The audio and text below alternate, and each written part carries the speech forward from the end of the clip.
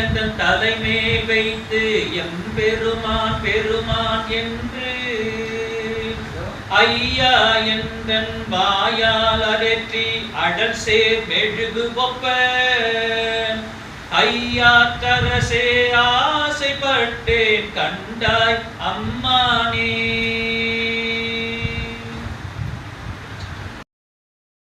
தொழ வேண்டும் என்று சொன்னால் நம்ம மனம் மொழி மெய்களால் இறைவனை தொழுவதுதான் உருகும் தன்மை நமக்கு கிடைக்கும். மனமாகப்பட்டது வேற எங்கேயோ சுற்றி திருந்துட்டு மெய் மட்டும் இங்கே அமர்ந்திருந்தாலும் பயன் இல்லை. இது குறிப்பாக சொல்லக்கூடியது இந்த ஐம்புலன்கள் என்று சொல்லக்கூடிய கண்கள், மூக்கு, செவி, வாய், கழுத்துக்கு கீழே இருக்கக்கூடிய உறுப்புகளை எல்லாம் மெய் என்று சொன்னாங்க.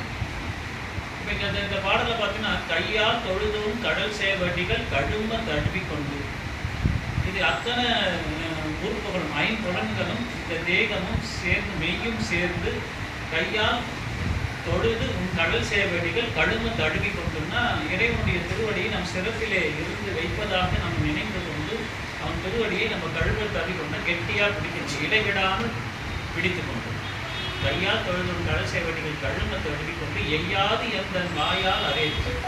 முதல்ல சொல்றது மெய், மெய்யால் நம்ம உருகும் தன்மையை கிடைப்பது. அடுத்தது வாயால் கிடைக்கக்கூடிய தன்மை.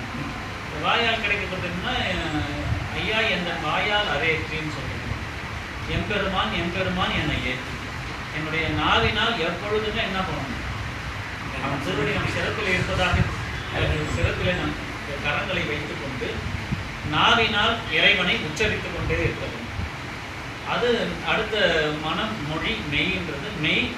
அடுத்தது மொழி, வாயால் ஒதுக்குவது மெய் மொழி.